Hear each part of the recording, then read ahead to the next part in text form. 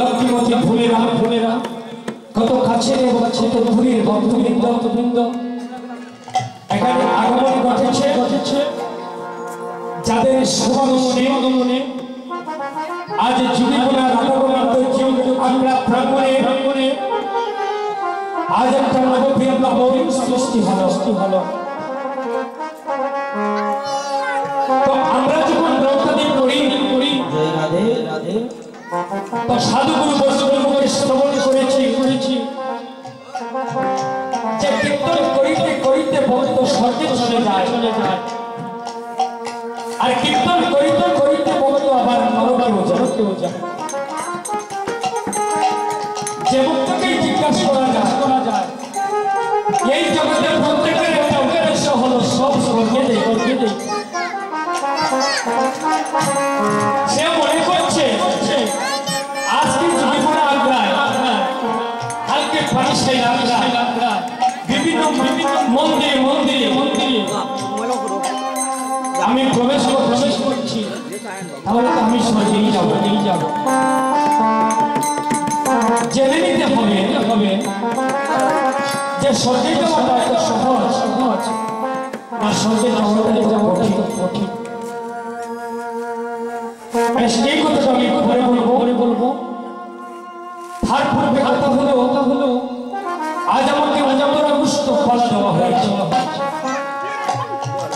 গান হবে পরে প্রথমে কিছু কথা আমরা জীবন ধরে কারো বয়স মনে করে 15 বছর বয়স থেকে আমার বয়স 50 থেকে 60 বছর হলো আমি যদি জিজ্ঞেস করি ভাই তুমি দাঁড়াও তো তুমি তো এত কীর্তন দেখলে তুমি কি স্বর্গে যেতে পারবে সবাই বলে না আমি কীর্তনে গিয়েছি দাদা তবে আমি স্বর্গে যেতে পারবো তার কারণ হলো নাচ গান ভাষা শুধু বহির্গতদের জন্য আসলে নাচ গান করে বৃন্দাবনে যাওয়া যাবে না বৃন্দাবনে যেতে হলে শাস্ত্রসম্মতভাবে ঈশ্বরের গুণকীর্তন করতে হবে মধুমাখা কৃষ্ণ নাম স্মরণ করতে হবে বুঝতে হবে জীবন কাকে বলে বুঝতে হবে বৃন্দাবন কাকে বলে জেনে নিতে হবে সংসার কাকে জেনে নিতে হবে শ্রী রাম সংকীর্তন কাকে বলে জেনে নিতে হবে ভগবানের লীলা সংকীর্তন নাম সংকীর্তন হরিনাম জপ করতে পারে যে কোনো জন কাজে লাগুক বা নাই কিন্তু ভগবানের লীলা সংকীর্তন সবাই আস্বাদন করতে পারে না কেন না লীলা সংকীর্তন আস্বাদন করতে হলে আপনাকে হতে হবে সেই শ্রীমতী রাধার অনুগত সংকীর্ত সংগ্রাবলীর মতো হতে হবে রাধার অনুগত সখী সেই ললিতার মতো সেই বিশাখার মতো সেই সুদেবীর মতো সেই বৃদ্ধা দেবীর মতো না হলে আমি রাধা গোবিন্দে যুগল করতে পারি আমি তো হতে পারছি না আমাদের আঞ্চলিক ভাষায় বলে পেটুলিয়া ধরা শুধু তত্ত্ব দিয়ে কথা বললে হবে না মাঝে গান গাইতে হয় আমাকে বলে তাই আমি মাঝে গান গাই সবাই বলে ভক্ত হলো পঞ্চ প্রকারের ভক্ত ওই যে একটা কথা বলি গীতায় কিন্তু প্রমাণ করেছে কোনো পঞ্চ ভক্ত নয় গীতায় প্রমাণিত হলো 4 প্রকার ভক্ত ঈশ্বরের অর্থাৎ জিজ্ঞাসু জ্ঞানী এই 4 প্রকার ভক্ত এই 4 প্রকার ভক্তের মধ্যে কেউ কোনো ভক্তই পাগল ছাগল তবে 5 প্রকারের ভক্ত হলো আমাদের একটা গ্রাম্য কথা সেটাও একেবারে মিথ্যা কথা নয় 5 প্রকারের ভক্ত বলা হয় কেউ কীর্তনে আসে বাড়ি হইতে উদ্দেশ্য করে আসে আজ আমি কীর্তনী দাদার একটা নাচ দেব আজ আমি কীর্তনী দাদার একটা গান আজ আমি কীর্তনী দাদা কীর্তনে গিয়ে একটা মৃদঙ্গ ভাজনা শুনবো কেউ আছে করতাল শুনবো কেউ আছে বিভিন্ন মানুষ পরিদর্শনের জন্য এই যে 5 প্রকারের ভক্ত চৈতন্য চরিতামৃতের মতো মহাত্ম সংসারে দাবিত হলে ওই ভক্তকে পাগল ছাগল ছাড়া আর কোনো কিছুই বলবে না ভক্ত হলো ভগবানের সেই ভক্ত হলো ভগবানের সেই ভক্ত হলো ভগবানের সেই জিজ্ঞাসু ভক্ত হলো ভগবানের সেই জ্ঞানী ভক্ত তাহলে দেখেন আর তো ভক্ত কাকে বলে আমাদের সমাজে পাওয়া যায় সে কৃষ্ণ ভক্ত হয়েছে কিন্তু মনে মনে সব সময় ভাবনা করছে হায় সবাই তো জগতে কৃষ্ণ ভক্ত ভালো রে আমি যদি কৃষ্ণ ভক্ত হই আমি যদি বিরাট সম্পদশালী হই তাহলে কেমন ভাবে আমি অন্ন ব্যঞ্জন নিবেদিত করতাম আমার যদি আমার সম্পদ এ হলো জগতে আর তো ভক্ত এরপরে আসলো অর্থাৎই ভক্তের লক্ষণ হলো আমাদের সমাজে পাওয়া যায় কোনো ভক্ত আছে সেই ঈশ্বরের ভক্ত কিন্তু আরেকজনের সম্পদ হয়েছে সে মনে ভাবনা করছে হায় ঘরখানা এত সুন্দর করে বানিয়েছে ভগবান যদি আমাকে সম্পদ দিত তাহলে আমার ঘরখানা সুন্দর করে বানাইতাম বহিরাগত ভাবে কৃষ্ণ ভাবনা করছে কিন্তু অন্তরে ঈশ্বরের কাছে সেটাই প্রার্থনা করছে তারপরে আসলো ভক্ত একটা হলো শ্রেণীবিন্যাস যখন ভক্ত আসলো জিজ্ঞাসা তাকেই বলে এমন একজন ভক্ত হলো তার আচারটা হলো যথাস্থানে যেখানেই যাবে যেখানে গিয়ে ভক্ত সংখ্যা পায় সেখানে গিয়ে শুধু মানুষকে জিজ্ঞাসা করে ও বাবা আমাকে ভক্ত সম্বন্ধে একটা কথা বুঝিয়ে বলো না আমাকে ভগবান সম্পর্কে একটা কথা বলো না আমাকে রাধা সম্বন্ধে একটা কথা বলো না বিভিন্ন তত্ত্ব কথা জানার ইচ্ছা নিয়ে সে সব সাবিত হয় এই কীর্তনেও এই প্রকারের অনেক ভক্ত আছে তারাও কিন্তু জিজ্ঞাসু ভক্ত হয়ে আছে যে কীর্তনীয় দাদা একটা কথা বলবেন আমি সেখান থেকে একটা জিনিস জেনে নিতে পারবো তারপরে অষ্টজ্ঞানী ভক্ত জ্ঞানী ভক্ত হল সেই জন্মান্তরের জন্মের পর থেকে এক নাগারে ভগবানের ভক্তচর্চা যাচ্ছে এক নাগারে ভক্তের সেবা দিয়ে যাচ্ছে এক নাগারে জীবের সেবা দিয়ে যাচ্ছে কিন্তু সেই ভগবানের পূজার্চনা হয়েছে সে কিছু ভাবে না তার বিনিময়ে কোনো স্বার্থ নাই তার কোনো লালস বিনা স্বার্থে সে ভগবানকে নির্দ্বিধায় সারা জীবন ধরে সে নিবেদন করতে আছে কিন্তু নিবেদন করলে তার যে বড় হবে কি হবে না ওটা সে ভাবনা করছে এই হলো জ্ঞানী ভক্ত হলো শ্রেষ্ঠ তাই ভগবান বললেন হে অর্জুন চারি প্রকার ভক্তের মধ্যে এই জ্ঞানী ভক্ত হলো আমার শ্রেষ্ঠ ভক্ত জ্ঞানী ভক্ত আমার আর আমি হলাম সেই দাদা আমার বাইকটা একটু পরিষ্কার করিয়া দিবে দাদা দাদা হ্যালো অপারেটর দাদা দাদা আমার ওটা একটু মিষ্টি করিয়া দিবে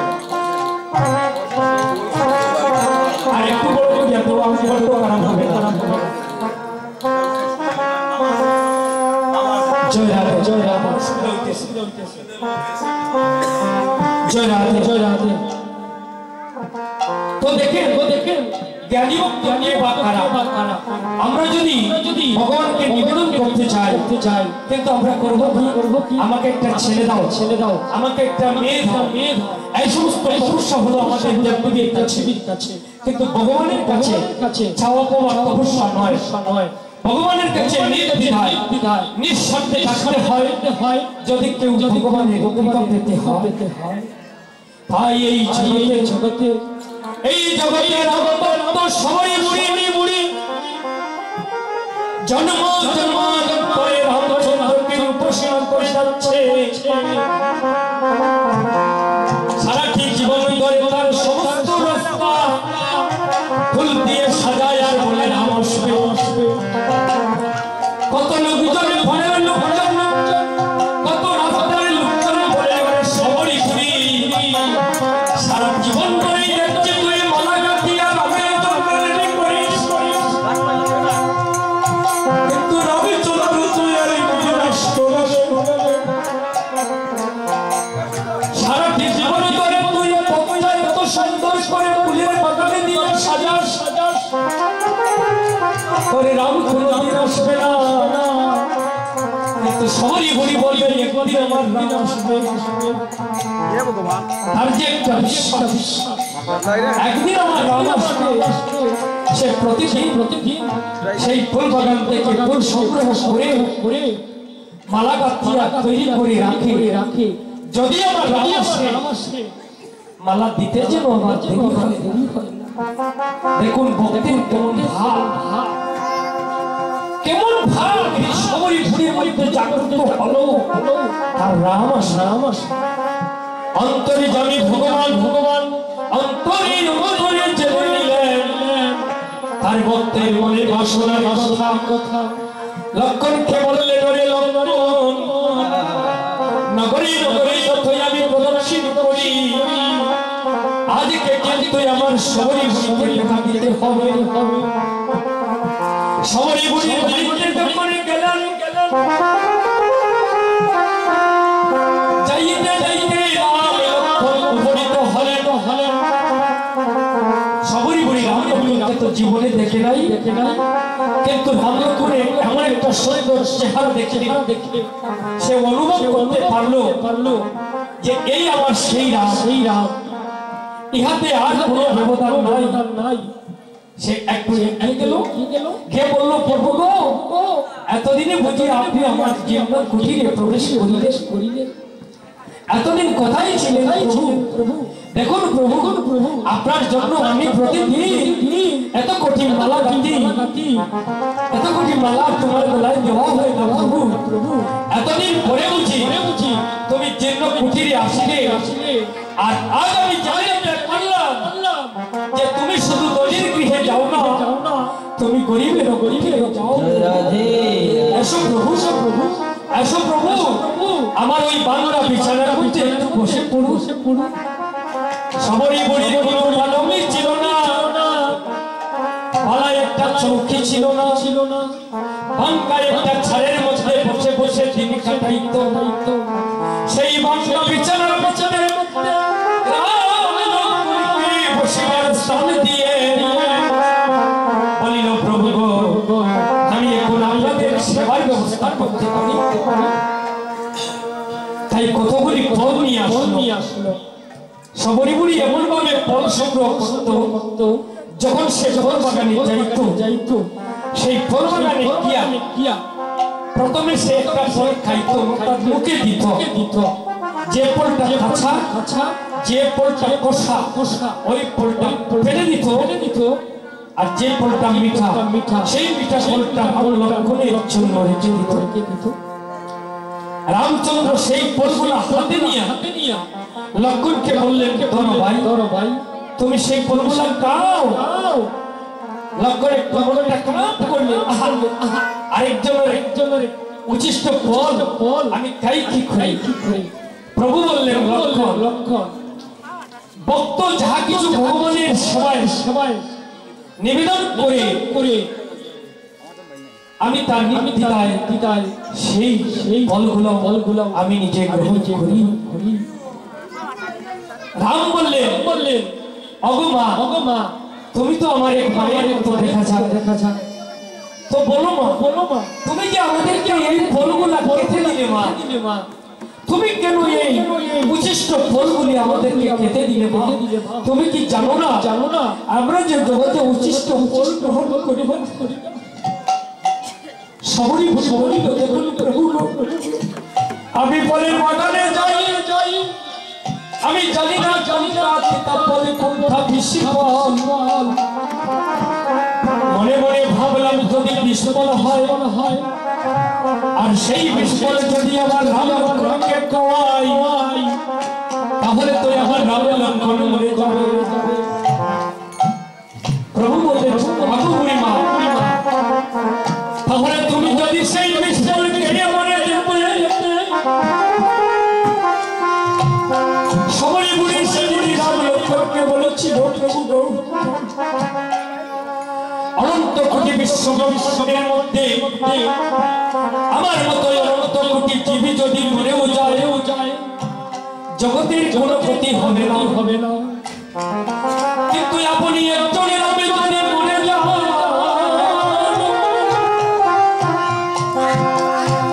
এই অনন্ত কোটি জীবের গতি হবে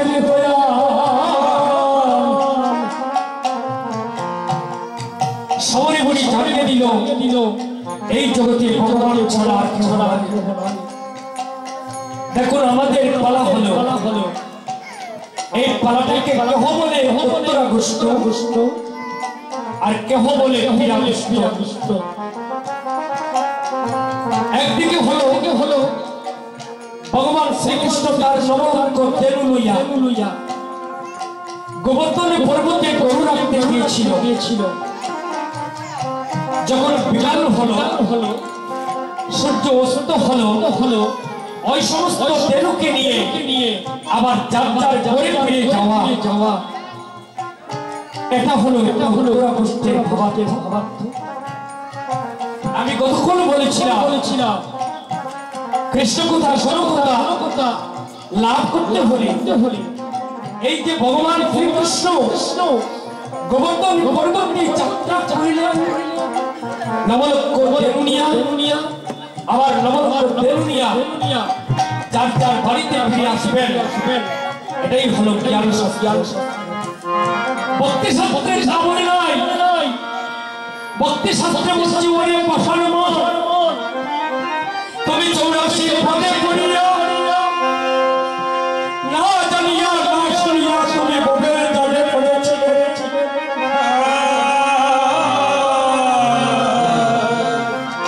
এখন ববের ঘরে তোমার নৌকা বাঁধা হয়ে আছে,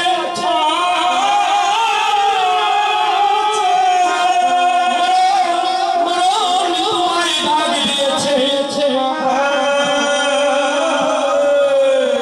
আর তুমি এই দেশে থাকতে পারবে না। এই মধুময় সন্ধ্যাবেলা তোমার যাবার সময় আসিল।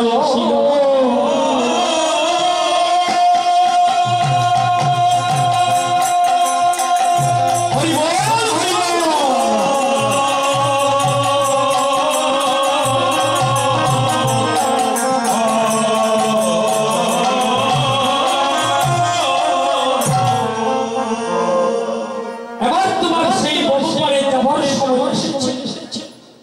হরিবলার হবে না, কারণ গগনের বেলা অস্ত হয়ে গেছে। জ্ঞান মার্গে বলছে আকাশের সূর্য আকাশের চন্দ্র অস্ত হয়ে যাচ্ছে। ভক্তি শাস্ত্রে বলছে সেই সূর্য আকাশে নয় বাতাসে নয় পাহাড়ে নয় এই দেহ মন্দিরে দুটি অভিশপ্ত তোমার জাগ্রত আছে সেই দেখো যেদিন তোমার জীবনের অবসান হবে সেদিন তোমার ওই দুটি চন্দ্র শরীর অস্ত হয়ে আরে সেদিন কৃষ্ণ বলা আরে সবাই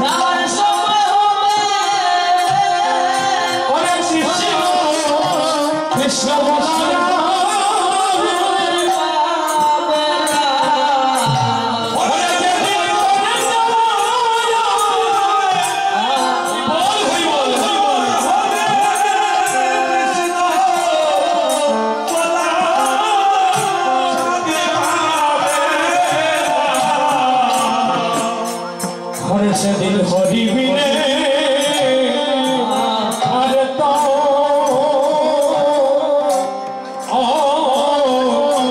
আর তোকে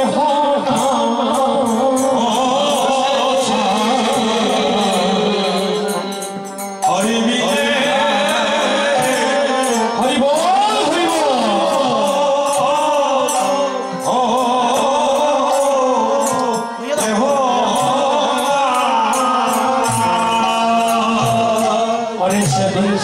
সেদিন হরিবিনে তোমার তো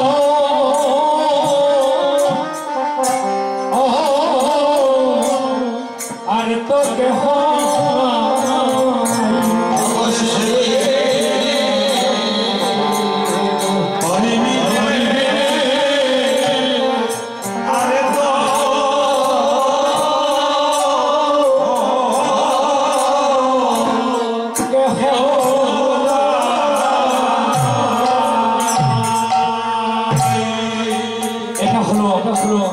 প্রত্যেক ব্যক্তির বাস্তব জীবনে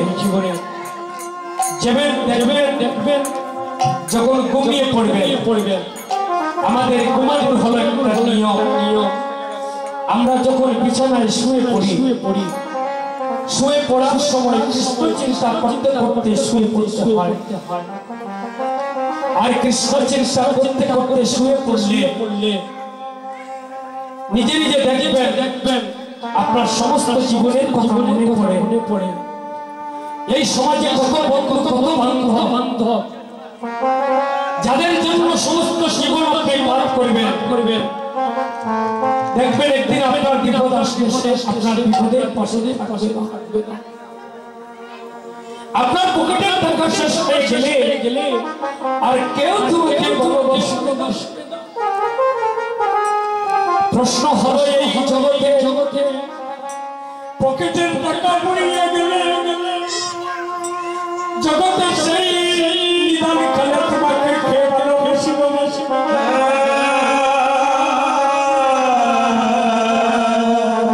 নিজেকে নিজেই আবার প্রশ্ন করো